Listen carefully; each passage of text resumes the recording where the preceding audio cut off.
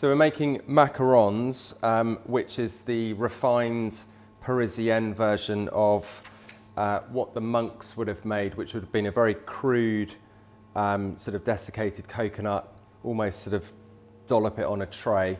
This is a very refined, non-grainy version, so a modern patisserie version. And the first thing we've done is preheat the oven 150, so it's a low temperature. And rather than using a silicone mold, I find you get a better result, a better shape, just by creating your own template. It's on a piece of paper, which you can slip underneath your parchment paper as a guide. So the traditional size of these is 30 millimeters. So that's all ready. We've got 2 trays lined. The next thing to do is to blend, make an almond sugar powder by blending them together. We're also going to make a yellow version of this. So we're going to add a fairly decent amount of powdered colouring. So this is the professional grade colouring. Rather than a gel or a fluid, we're using a powder. You can get this online. And we're going to very carefully place the almonds and the sugar into our processor.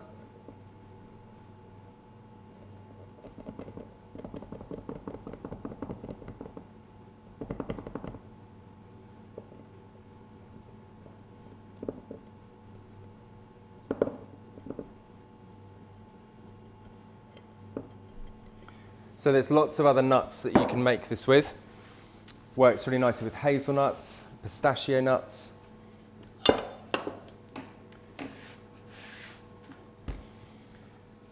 So it's not strictly crucial that you have to blend this together. And in fact, if you blend it too much, what you end up with is a macaron shell, which is very greasy on the top. So we're just looking to blend it before sieving it, just briefly.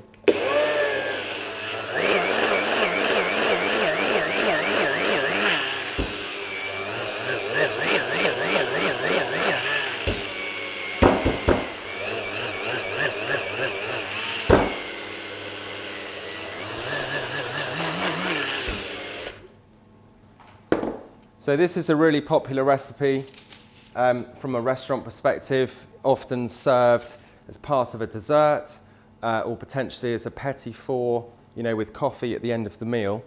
On a dessert basis, you don't have to do them quite so small. You can do slightly larger ones. But it's also a very popular baking activity as well. So we've distributed the powdered colouring really nicely. And what you find with the powdered colouring is that the colour gets more prominent when you cook it, so when it's introduced to heat. So this is the almond and sugar powder.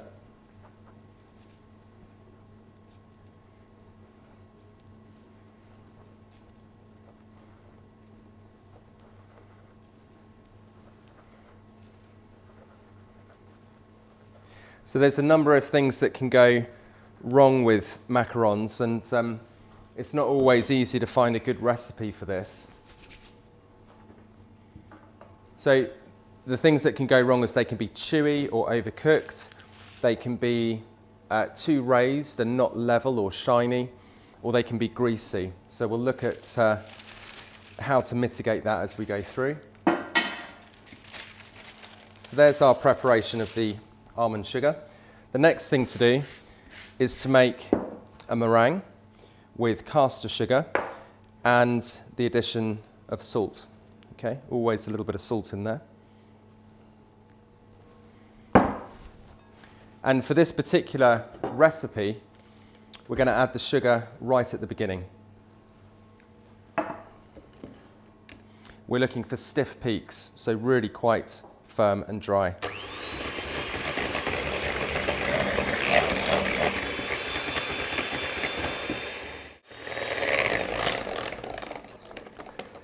So we want to make sure this is stiff. Lift the whisk directly up and you can see there you've got a nice stiff peak. You can take it just slightly further, but you don't want it too dry. So just slightly more.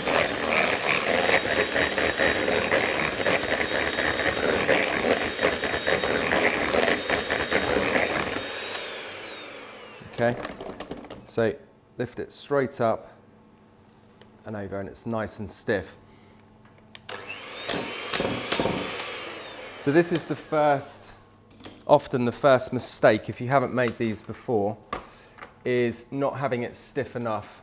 So what happens when you add the rest of the ingredients is that it gets looser and looser, and although a loose mixture will make you a lovely shiny macaron, it won't hold and rise up. So if you make these correctly, they'll have a little foot around the bottom where it just rises up. It's called a pierre at the bottom. So the next thing is to incorporate the almond sugar, and we'll do this in 2 batches.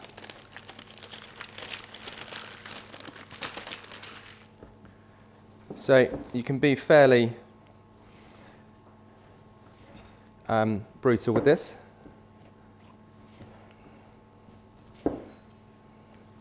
There's definitely a time situation with this as well, so this won't sit around for very long. You need to move fairly quickly with this. Get it into the piping bag and pipe it because it will start to loosen off.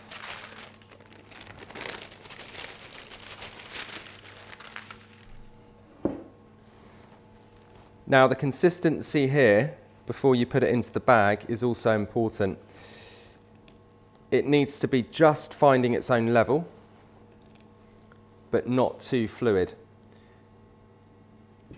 When you pipe this through a small plain nozzle, it will continue to work the mixture. So you have to compensate for that.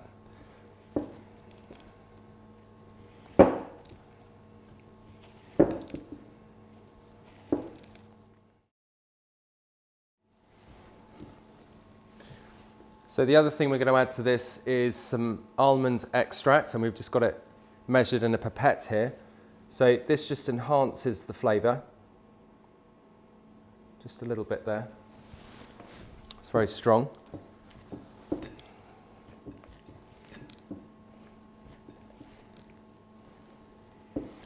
So let's have a look and see whether it's finding its own level. Just let the mixture subside.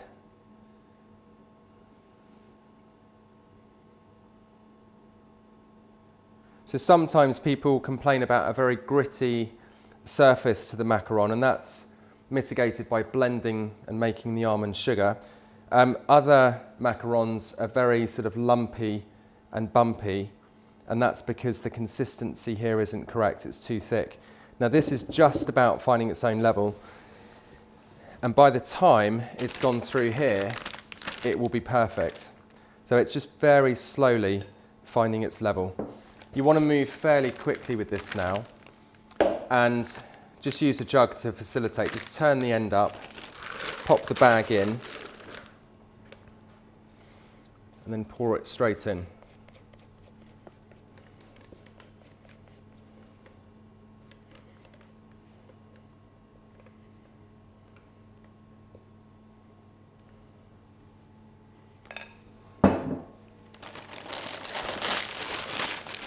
Now the test of a good mixture is that it will just start to flow out of the bag as you pick it up. Just arrange your template.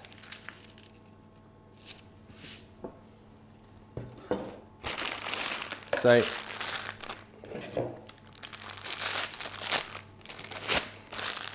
should just start to flow out naturally. Okay, so that's a good consistency.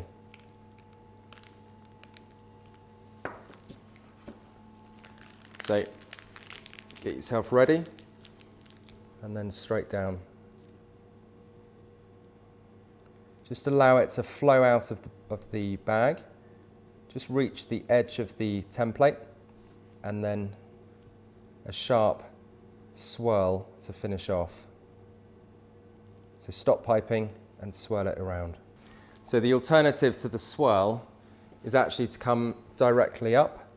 So the alternative here is to pipe, stop piping and just come straight up.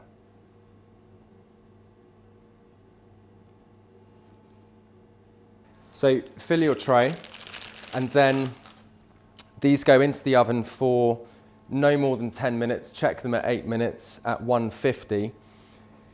The sign of a good shell is when it's crusted, but it's also, you're able to release it from the paper, but inside it's lovely and soft and marshmallowy. If you overcook these, they're very brittle and no good at all. Okay, so 8 to 10 minutes depending on the efficiency of the oven.